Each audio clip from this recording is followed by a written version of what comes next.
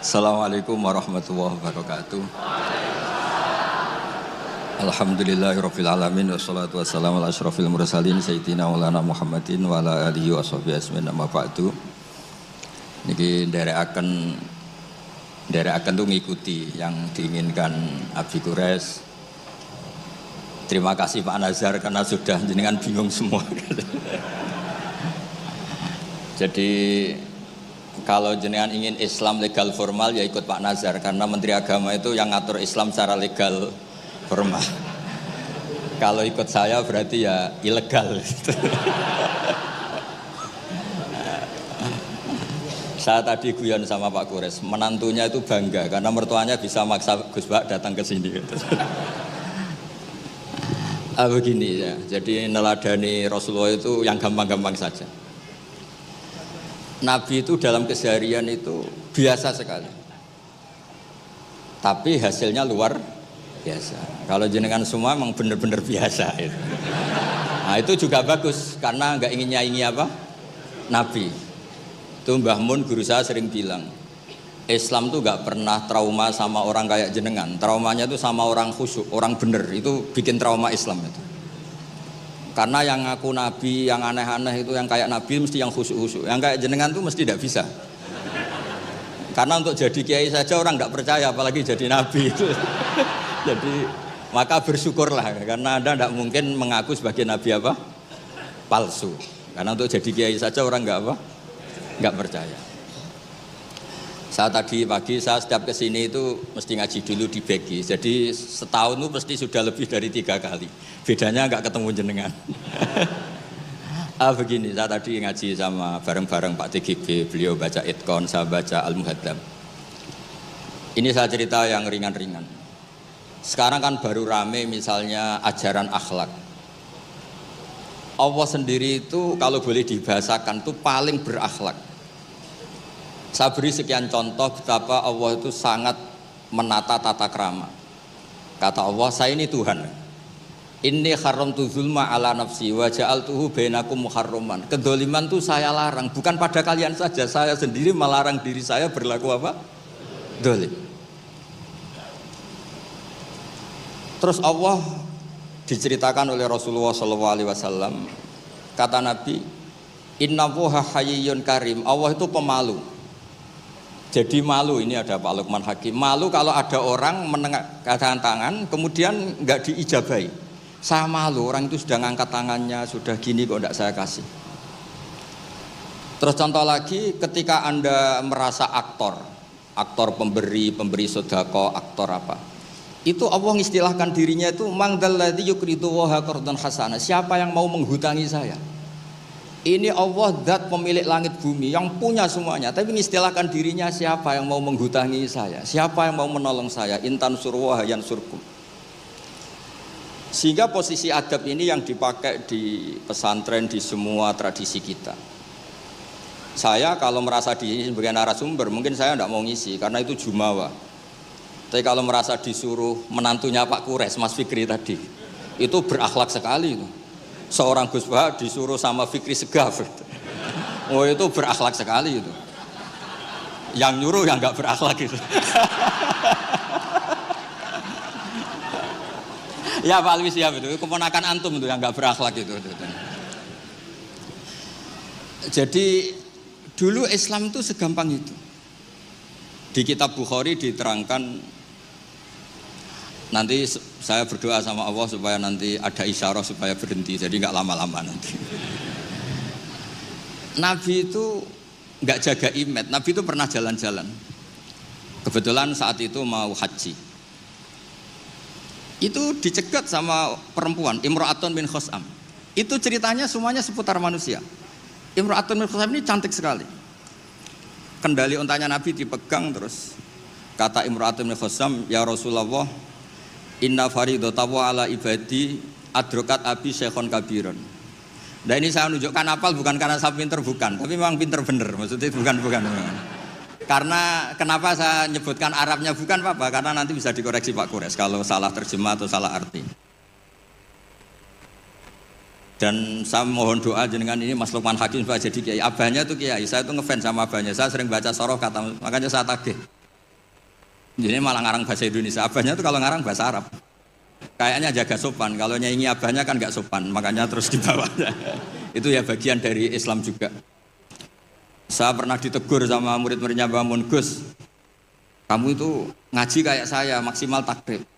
Kenapa ya? Kalau saya ngaji Wahab, kayak Mbah Mun, nggak sopan namanya.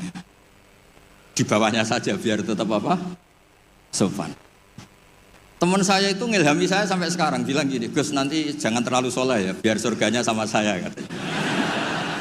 Kalau terlalu soleh nanti surganya sama Mbah Mun, apalagi sama Rasulullah sungkan, gak iso ngopi-ngopi. Itu guyon tapi tak angen-angen bener. Ya jadi jangan bayangkan di surga sama Rasulullah sungkan teman. Zaman kan sudah capek sholat subuh, toh kan ingin gak subuh? Karena surga. Saman kan mau poligami aja takut istri, nanti kan bidadarinya banyak. Kalau ada Nabi sungkan. Dan nanti sama saya aja di pinggir-pinggir yang enggak. Supaya enggak apa? Tapi kalau amal pas-pasan, kuotanya enggak cukup, langsung neraka. Itu resikonya. Karena pas. Sekali enggak cukup, neraka. Makanya kuotanya lebih, tapi surganya yang apa? Biasa aja. Imra'atun min Khosam itu cantik. Nabi pas itu dionta Ardafa Al-Fadl bin Abbas. Fadl bin Abbas ini sepupunya Nabi. Fadl masih muda, masih ganteng muda. Terus fanadharul Fadl ilaiha wa nadharat ilaihi. Nah ini cerita betapa Nabi sebagai pengajar itu manusiawi sekali. Terus falau wa Rasulullah unukal Fadl. Nabi cara sekarang memalingkan Fadl supaya agak ngelihat perempuan ini. Imra'atun min Khosam. Pas Nabi lawa mungkin agak keras, Abbasnya tersinggung. Lawaita ibna ammik, gimana kamu sama sepupu kok gitu? Kata Nabi, ini Fadl melihat Imra'atun min Khosam tadi, gadis dari Khosam. Nah ini supaya sama ngerti, jangan bayangkan Nabi itu terus orang kalau mau tanya kok di jalan, nggak sopan, nggak berakhlak gitu. Ya biasa aja dijawab. Dijawab ya di jalan itu. Yang tanya juga agak sowan dulu enggak, ya di sana. Nah sekarang beberapa ustadz itu kalau ada orang tanya disuruh ke rumah, ternyata ustadznya masih belajar dulu. Itu enggak urusan sopan, ilmunya enggak cukup, kalau jawab langsung tuh enggak cukup. Terus dikemas sopan, enggak sopan, tanya di jalan, di rumah. Pertanyaannya kasih dulu, ternyata belajar dulu dia. Oh itu benar-benar ustadz enggak sopan itu. Kan enggak efisien, enggak apa? Ini cerita di Sahih Bukhari. Inna faridatallahi ala ibadi adrakat abi syekhon kabiran la yastati'u ayasbuta ala rakhilah wa fi riwayatin ayastamsika ala rakhilah. Afa ahujju anhu. Bapak saya itu tidak kuat haji. Dan sekarang haji sudah wajib. Ini gimana? Apa saya perlu hajikan? Itu awal ada haji niabah. Kalau di masyarakat disebut haji amanah. Jadi haji amanah itu tidak nunggu meninggal, orang stroke, nggak mungkin haji itu sudah bisa dikajikan apa? Aman. Saya itu punya teman, kurang ajar sekali Pak Kures. Saking kurang ajarnya, bapaknya itu hidup. Bapak kamu kajikan plus, mahal kok kaji plus, masih 400 juta. Nunggu meninggal saja kaji amanah, 10 juta cukup. Wah, kurang ajar betul itu. Sudah gitu masih bilang, malah infonya Gus, kalau orang Madura berani 4 juta katanya. Wah ngawur betul kamu itu. Itu berkahnya orang tadi, gadis tadi tanya sama Nabi itu akhirnya haji makdub itu 2. Ini saya ngomong fikih supaya harus aman ngerti fikih. 1 amanat anil mayyit karena memang sudah tidak bisa haji. 2 amanat anil makdub. Kalau di fikih disebut haji apa? Amanat dari makdub. Orang hidup tapi nggak mampu apa? Haji. Terus saya bilang sama tadi yang agak kurang ajar tadi. Ya kurang ajar betul maksudnya. Sini, bapak kamu biar memutuskan haji sekarang meskipun stroke masih bisa ngomong, masih Gus, masih ingat hartanya masih Gus. Suruh haji sekarang, di makdub sekarang. Pak, jenengan harus haji karena mampu, tapi itu enggak iso amanah Pak. Ternyata amanah kalau masih hidup itu mahal, jual Innova. Walhasil terus sudah dihajikan amanah orang itu meninggal. Mendingan mati Gus, murah, tadi masih mahal. Terus saya bilang gini. Nah ini saya ngomong fikih biar Mas Fikri itu nggak salah lah, milih dewan pakar saya itu nggak salah, memang kayaknya memang kredibel ini. Saya sudah pamit sama Abi Kures. Itu di Sajaratul Ma'arif ada babu dzikri manaqiban nafsi, babu dzikri rajuli manaqiban nafsi. Bab seseorang itu boleh menyebut kelebihan dirinya kalau itu untuk kepentingan umat. Buktinya Nabi Yusuf ngendikan inni hafidun alim, urusan keuangan pasrahkan saya, inni hafidun alim. Dan semua nabi mesti ngendikan inni lakum nasihun amin, saya ini orang yang punya niat baik. Jadi kata bapak saya kalau didik saya, tawadhu haram zaman akhir. Kenapa? Karena itu bentuk gak tanggung jawab. Disuruh mimpin negara gak mau, ngimami masjid gak mau, disuruh mulang gak mau. Ternyata karena gak mau tanggung jawab. Jadi tawadhu sama gak tanggung jawab itu bedanya sedikit. Sampeyan tawadhu apa gak tanggung jawab?